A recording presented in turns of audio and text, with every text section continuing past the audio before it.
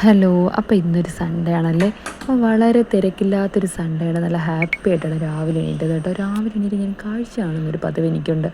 നല്ലതാണെങ്കിൽ ഞാൻ അവരെ പിന്നെയും കാണും, പക്ഷേ മോശമാണെങ്കിൽ പിന്നെ അവരൊക്കെ വെട്ടത്തിൽ ഞാൻ കാണാതിരിക്കാൻ ശ്രമിക്കുക. അങ്ങനെ ഒരാളാണ് കേട്ടോ ഞാൻ. അതിലെനിക്ക് ചെറിയൊരു വിശ്വാസമുണ്ട്. രാവിലെ എണീറ്റ് ആരെയാണ് ആദ്യം കാണുന്നത് പോസിറ്റീവായിട്ട് നെഗറ്റീവായിട്ട് എനിക്ക് ബാധിക്കാറുണ്ട്. അങ്ങനെ രാവിലെ എൻ്റെ മുഖമൊക്കെ കഴുകിയിട്ട് ഒരു കട്ടൻ ചായ കുടിച്ചാലോ എന്ന് ആലോചിച്ച് അങ്ങനെ നിൽക്കുകയായിരുന്നു. എന്തായാലും കുടിച്ചേക്കാമെന്ന് വിചാരിച്ച് കിച്ചണിലേക്ക് പോയി കട്ടൻ ചായയൊക്കെ ഇടാനുള്ള തയ്യാറെടുപ്പാണ്. എന്നാൽ ഇന്നലെ ആരെയാണ് എന്ന് കാഴ്ചയുണ്ടെന്നുള്ള കാര്യം ഞാൻ മറന്നേ പോയി. നല്ലതാണെങ്കിൽ മറന്നു പോകും, മോശമാണെങ്കിൽ നന്നായിട്ട് ഓർത്തിരിക്കും. അങ്ങനെ കട്ടൻ ചായയൊക്കെ റെഡിയാകുന്ന സമയത്ത് ഞാൻ മുറ്റത്തേക്കൊക്കെ പോയി ചെടികളൊക്കെ ഒന്ന് നോക്കി. അതിൽ പുല്ലൊക്കെ പറിച്ച് കഴിഞ്ഞു. പിന്നെ കരിവേപ്പിലയൊക്കെ എടുത്തു. അതിനുശേഷം പിച്ചിയുടെ മൂട്ടിലൊന്ന് പോയി. പിന്നെ ഇന്ന് അമ്പലത്തിൽ പോകാനായിട്ടൊരു പ്ലാൻ ഉണ്ടായിരുന്നു. അതുകൊണ്ട് നമ്മളത് പ്ലാൻ അങ്ങ് നടപ്പിലാക്കി കേട്ടോ. പോകുന്ന വഴിക്ക് പൂവൊക്കെ വാങ്ങിച്ചു. പിച്ചിപ്പൂവിന് നല്ല മണം ഉണ്ടായിരുന്നു.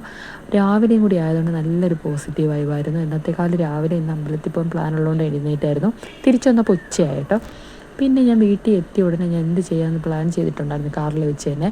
അപ്പോൾ അതാ ഈ ഒരു ഫ്രൂട്ട് സലാഡാണ് ഞാൻ ഉണ്ടാക്കിയത്.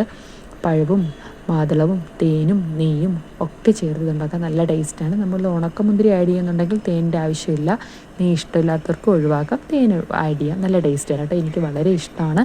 എല്ലാവർക്കും ഇഷ്ടപ്പെടുമോയെന്ന് എനിക്കറിയില്ല, പക്ഷേ എനിക്ക് നല്ല ഇഷ്ടമാണ് കേട്ടോ.